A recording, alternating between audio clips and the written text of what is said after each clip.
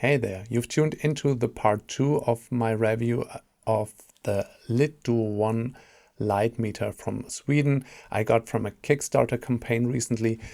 And yeah, the first part was about the basic features and unboxing of it.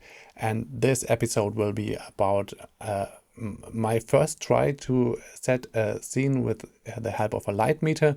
Stay tuned if you want to see that, how I struggle with it.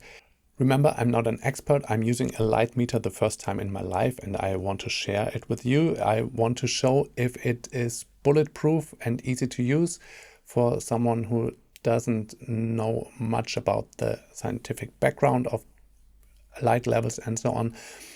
And yeah, so please be kind in the comments, but don't be shy to comment what I've done wrong, what I could have done better, so that we can learn all together from that. Buckle up and let's get started.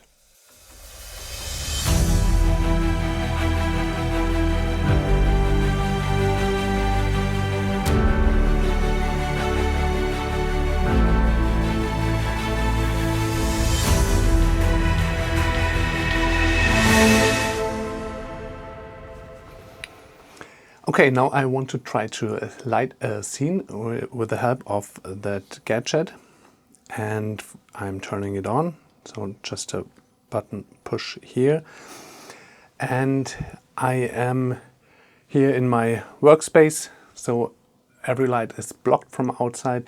I have just the LED lights, and here with my stand-in model for that purpose. So first of all, I'm going to turn off the backlight, so you can see it here, hopefully. Yeah, I have everything with Sidus Link here on the iPad.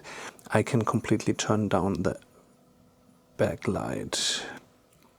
So as you can see on the screen, we have only the key light on.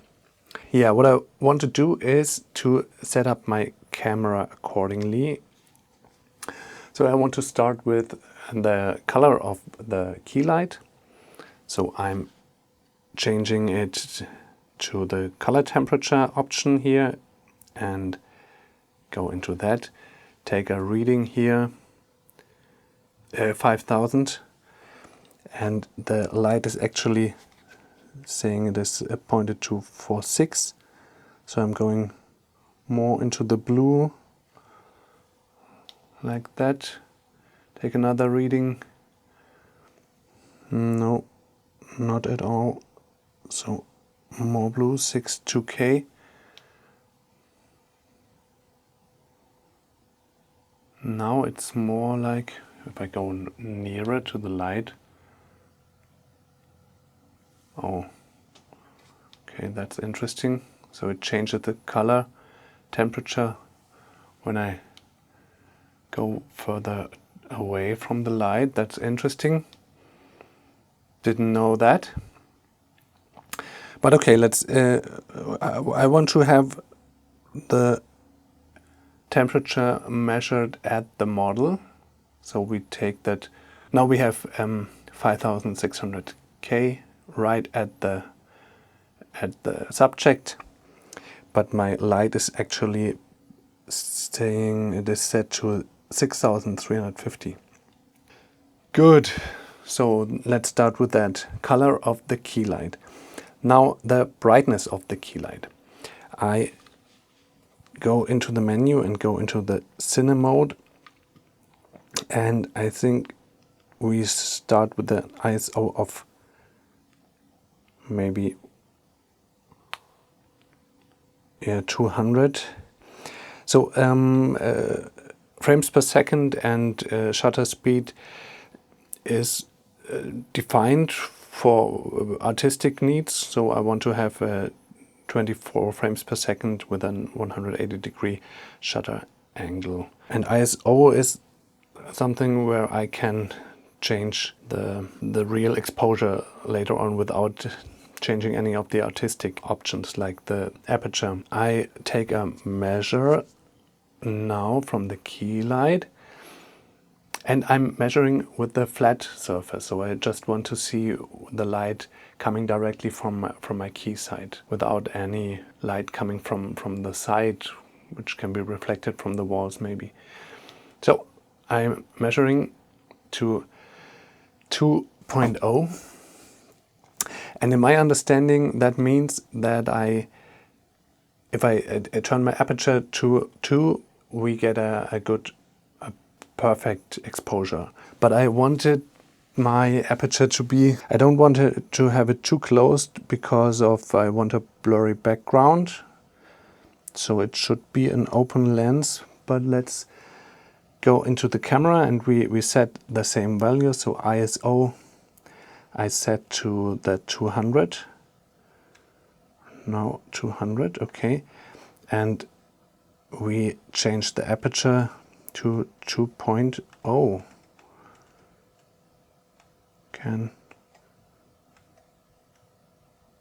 Yeah, so okay, we have that. And I start again so that I can show you the image.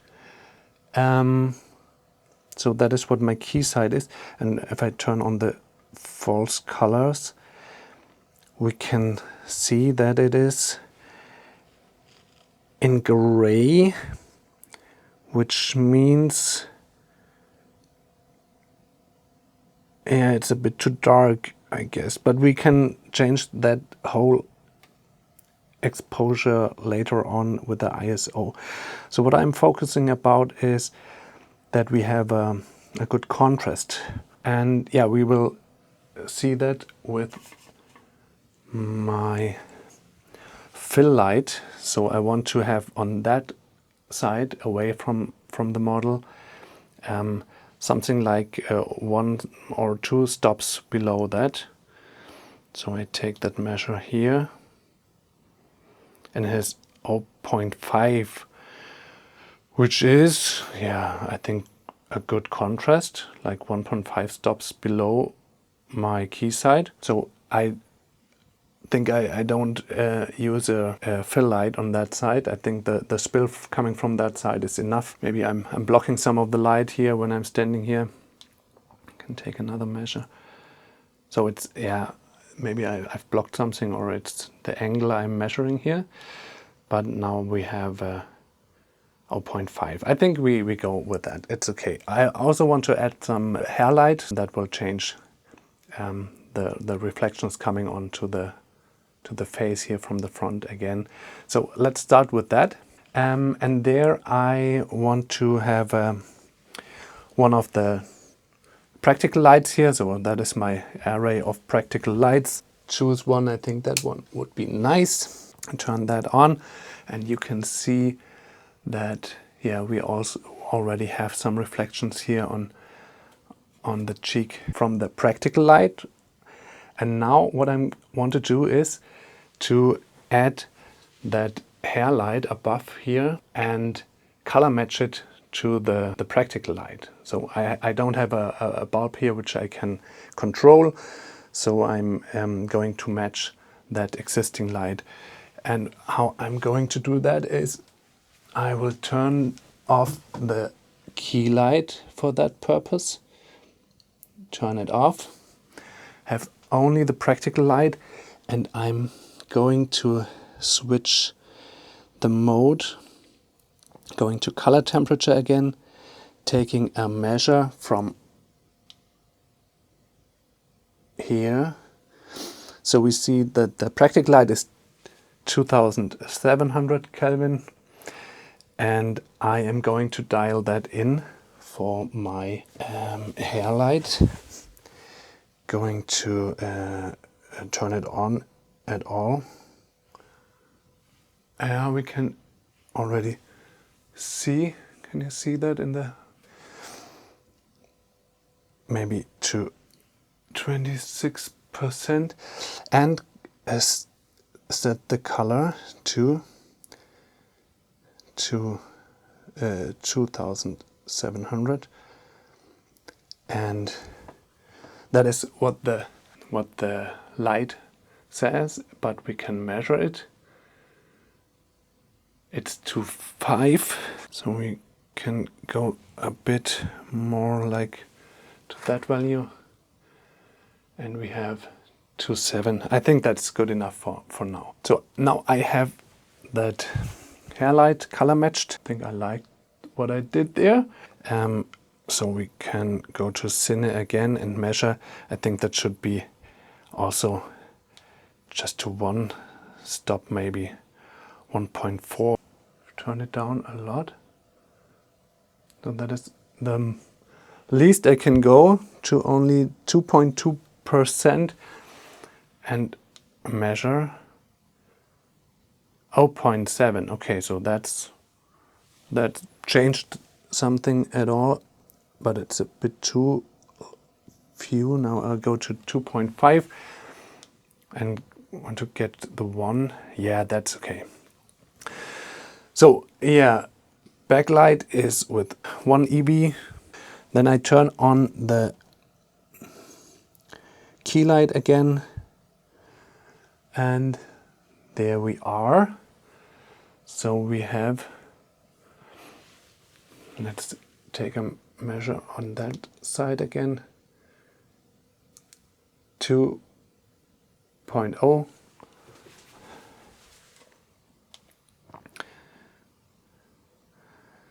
0.5, and 1. Yeah, so nothing has changed, meaning that the spill is not that heavy in that setup. And now if I look into the camera, we can see that it is quite a good exposure here, but maybe a bit too dark. What I want to see is if the contrasts are good. I have that dialed in now, and what I can do in post later on is to have an overall exposure set in the color correction. And now, just to make it complete, I think I'm going to replace the stand-in with myself so that we can see how it looks with my skin tone. Okay, oops, not being in focus. Right, that. Okay, a bit. I think it's looking okay, right? So as you have seen, I'm still struggling with how to get an absolute value for the exposure to set in my camera just from the readings of the device. So I ended up with having the ISO tuned up to 320 instead of the 200 I assumed. My assumption that the reading I got fits onto the aperture of my lens is wrong, obviously. Yeah, I hope I can dig into that deeper later on. What I like most is not that the image is much better than before, but that I can see which are the levels of light in the scene, which I just assumed beforehand with my eyes. That's more like a scientific approach.